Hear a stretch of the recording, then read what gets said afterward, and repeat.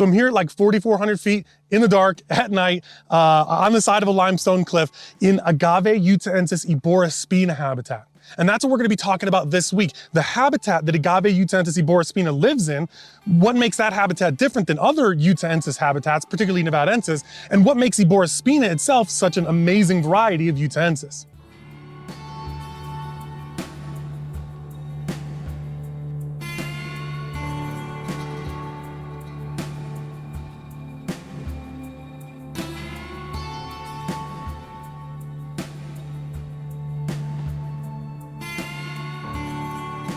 So I'm out here in Agave Utahensis Eborispina Habitat, actually at Golden Hour. Well, Golden Hour was a little while ago, but I wanted to take some pictures of some plants. And actually there's a pretty well-known plant. If you are on Agave Instagram or Cactus Instagram, or you follow any of those type of accounts, you've probably seen this Eborispina plant. It's like one of everybody's favorites. It's got super cool, it's right over there actually. It's got super cool merged spines. You know, the spine length isn't what's really dramatic. There's a lot of plants out here in this Eborispina range that are much more dramatic in terms of their spine length. But what's really cool about this is it's got, I think some folks call them feathered spines, or basically the terminal spine at the tip of each leaf merges into the teeth on the edges of the leaves and kind of looks like a feather almost. So this is that famous Eborispina plant that I was telling you about. This is it, obviously at night with some cool lighting on it. But as you can see, you know, as Eborispina plants go, the spines, the terminal spines aren't super long. They are certainly longer than, say, your average Nevadensis plant. But what's really cool is these really thick merged spines, right? I think some folks will call them feather spines. There's probably some other words for them. Merged is just the one that typically jumps to mind in me. But again, if you follow a lot of agave or cactus nerds or influencers online, you may have seen this plant already. This is my first time visiting it live, actually, which is super cool. I'm really excited to be able to have found this plant and to be sharing it with you all. But yeah, so I'll cut in some more video of this in the daytime so you can kind of see it under normal lighting, see what it looks like under normal lighting. But it is super cool. And it's actually those super cool merged spines that, well, rather unfortunately makes Eborispina kind of a target for poachers. In fact, there is a well-known sort of fabled habitat, not where I'm at in this video, but in another area, where at some point in the past, it's believed that most of the plants in that area had these merged spines. And now when you visit, several years later, you know, something like only 20% of the plants or less today have those merged spines. And so, while I've not seen any evidence of, you know, large scale industrial hundreds or thousands of plants being poached, in terms of I haven't seen, you know, a whole bunch of holes in the ground in any of the habitat that I visit, I do think that there is probably a pretty good threat to Eborispina, particularly really interesting individuals with traits like these merged spines that make them targets for poachers. So one of the most interesting things I noticed, one of the first things I noticed that was really interesting when I first started visiting this area of Agave Utahensis Eborispina habitat is, you see, this is basically a limestone outcropping, limestone ridge that runs basically that ways east. Behind me is west. You can see the sun is setting over here right now, which means that essentially this is the south-facing slope and that's the north-facing slope. Now, all over that slope down there on the south-facing side, a bunch of Agave Eborispina. You might be able to see some behind me, you might not. But on the north side of the slope over here, on this side, there is actually no Agave Utahensis growing. There's no agave at all. There's every other kind of cactus that grows in this habitat. There's the pin cushions, the Escobar viviparia, there's the Phaerocactus cylindraceus, there's the Echinocactus polycephalus that grows all over both sides of this limestone outcropping, but only on the south-facing side is there actually any agave. And specifically here, it's Agave Utahensis Eborispina. Right? So I thought that was really interesting the first time that I came out here, and I didn't actually understand why until I started reading a little bit more. And actually, it's pretty well known that Agave Utahensis only grows, or primarily grows, on south-facing slopes. And so you can see right here, that's the south-facing slope. That's an agave right there. There's another agave right there. There's a whole bunch down that slope. You can see some more flower stalks growing there. But if we just cross right over here, not that far, just a few feet over to the north-facing side of the slope. I'm not gonna go all the way down, but you can see there's no agave growing on this on the north-facing slope. And like I said, the first time that I came out here, I was really confused by that until I started reading a little bit more. I dug in a little bit more to the research and found that it does primarily grow on south-facing slopes, which I think has to do, as I said, with the fact that in the northern hemisphere, the south-facing slopes get more sunlight. And in fact, when you look at Joshua trees, Yucca breviifolia, which I don't see any out here right now of them, but if you look at them, they generally point, they're generally south-facing, right? And that's actually why they're called Joshua trees. The early Mormon explorers to this area found that if they were getting lost, they could always kind of rely on Joshua trees to point them south as sort of compasses, right? And so yeah, so we're on the south side over here where there is some agave. Over there's the north side where there is no agave. And you know, it's hard limestone surface. It's actually really sharp. I took a little tumble before. I'm not sure if you can see that exactly, but got a little bit of a boo-boo there on my elbow. So I definitely don't recommend coming out here in the dark if you aren't familiar with the habitat, with territory like I am. But even so, you know, there are not a lot of folks out here. There's not a lot of hiking that happens out here. So the limestone is still really, really sharp in a lot of places. And the plants are going out of basically cracks in limestone faces, between boulders, or out of the gravel, right? And so when it comes to Eborispina, compared to Nevadensis, Eborispina you typically will find more commonly as a solitary plant. And that's because, again, it's growing in these places where, you know, it's coming out of cracks in limestone. So it doesn't quite have the movable substrate that Nevadensis does. When Nevadensis is growing in, you know, gravel or mollisoil, which is like an organic soil material, that it can expand, it can produce pups, and it can create these big, huge clonal rings that I've talked a little bit about before in the channel. I'm gonna talk about a whole bunch more in the future.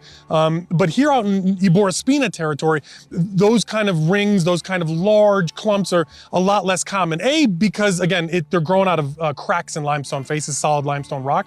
So it doesn't quite have it can't really move the substrate enough to produce a lot of pups. But then also because I believe, and I think most agave experts would agree, that Eborispina is just less cespitose. It just less commonly produces a bunch of offsets in the same way that Nevadensis does. That combined with its really formidable spine length and shape makes me think that, you know, when indigenous folks were harvesting Agave Utahensis to roast and to eat, they probably opted for Nevadensis because it's got, you know, much shorter spines that are easier to chop off, and it grows much more prolifically in terms of clumping and stuff. But you know, another thing that a lot of folks think about Eborispina is that it's really rare. And it is, you know, in terms of a plant all over the world, but in a local area like this, where this is, you know, there's a bunch of Eborispina plants around, it's actually not that rare. It's not exactly the most common plant over here. There are a bunch of other cactuses and plants. There's a bunch of Joshua trees. There's a bunch of echinocactus, echinocerius. There's ferrocactus. There's escobaria, little pincushion guys. But, you know, there is a lot of, probably hundreds, if not thousands, of Eborispina plants just growing within a couple of miles from where I'm standing right now. So it's not super rare in terms of this area. Where it does occur, it does tend to occur pretty prolifically, but that's only in a few places that it occurs. So that's an important distinction that I kind of wanted to touch on a little bit more now that I'm back at the studio. This idea of sort of globally rare plants that are locally common. Here in southern Nevada, there's actually a few of those. Eborispina is an example of one of them. Nevadensis is also, but to a sort of lesser degree, because there are more habitats where Nevadensis occurs than there are where Eborispina occurs. And is actually a form of rare Cylindropuntia multigenculata, or blue diamond cholla, which occurs only in a few spots here in southern Nevada, but where it does occur, it actually occurs quite abundantly. So that's kind of the point that I was making when I was out there in Habitat, is that Eborispina, while globally rare, it is a rare form of agave, in the areas where it occurs, it's actually quite abundant. The spot that I'm at right now, I'm not gonna tell you exactly where it is because of course there's always bad folks on the internet who would come out here and poach these things. But I will say it is a very well documented population. It's listed in all the herbarium collections that include Eborispina. It was very well known many decades ago. And it's also, when you see plants online on Agave Instagram or Cactus Instagram, a lot of times, and you see Eborispina plants and it's in Nevada, a lot of times this is the general area that they're at, that they're showing you plants in. And actually that particular plant that I started this video off with, that was my first time visiting it in Habitat just the other night, but I've been told that, in years past, that plant actually had at least two other offsets growing from it that over the years, went from 3 plants there, in a clump to 2 plants in a clump, and now it's just 1 plant in a clump there. So that kind of goes back to what I said earlier about the fact that those merged spines, those really cool merged spines, kind of make it a target for poachers, and that's why I can't divulge where that habitat actually is. Now, I've been here before. I've been to, a couple of miles in that direction, basically, and up into the hills. This isn't actually all that high up in altitude. When we talk about Nevadensis, generally we're looking at plants above 5,000 feet, up to 6,000 feet, 6,500 feet. Right now, I'm only at about 4,400 feet, and there was plants way down on the, closer to the valley floor at like 4,100 feet. So again, Eborispina, at least in my experience, and this habitat bears that out, grows a lot lower. In fact, the ridge line that's next to me right here only goes up another couple hundred feet. It's not 5,000 feet even, which means that it doesn't really get snow. It's not, accumulating rain.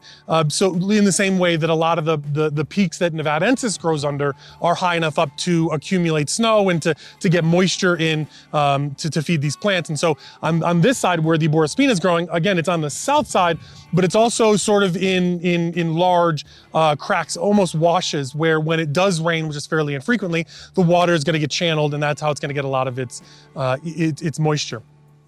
And that's another difference between Agave Utahensis Eborispina and Agave Utahensis Nevadensis. And that difference, I think, primarily comes down to habitat, right? Because as I said, the habitat that Eborispina grows in is significantly lower by 1,000 or more feet in some cases than where Nevadensis grows. And what that means is it's getting less UV exposure. Studies have shown that for every 1,000 feet or so that you go up in elevation, UV exposure increases. And it's that UV exposure that the plant produces that blue glaucous covering to protect itself from. So because Nevadensis grows up, above 5,000, up to 6,000, 6,500 feet, as I said, it produces a lot more blue leaves than Eborispina does, which is typically growing, lower down between 4,000 and 5,000 feet. And I mentioned this in other videos, in fact, but I've seen pictures of plants that look like Eborispina. They have those Eborispina spines, and they're in what is traditionally considered Eborispina habitat, but much higher up, much closer to 6,000, 7,000 feet even, and those plants are actually quite blue. So again, that's a big difference between Eborispina and Nevadensis, but I think it primarily comes down to the altitudes that they grow in.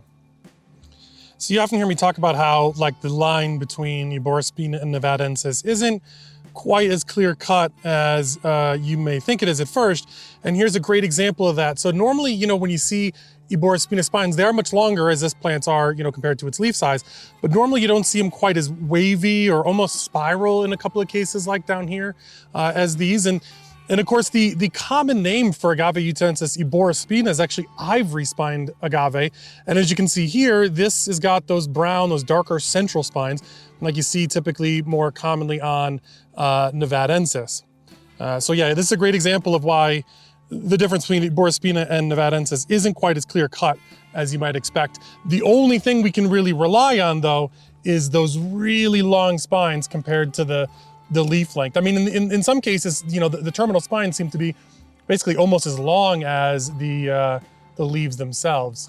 And here's some more, here, growing right next to it. Here's another one with fairly spiral, wavy spines compared to what you normally see with Eborispina. But again, it's got that darker central brown banding on those central spines like you'd see in Nevadensis, despite its common name of ivory-spined agave. So yeah, like I said, we're gonna look a little bit more at the range. I'm gonna cut in a bunch of other video where you can see a little bit better. I just thought it was, oh, there's some sort of cicada or something flying around me right now, some kind of bug. But we're gonna look, I'll show you some more video about what this range looks like, but I thought it was just really cool to be out here, like I said, at night at a golden hour. It's not something you generally see a whole lot. Again, I don't recommend that you do that if you're not really, I already took this spill, like I said, I don't really recommend that you do that if you're not familiar with the habitat and comfortable with hiking at night and stuff like that. But thanks for watching.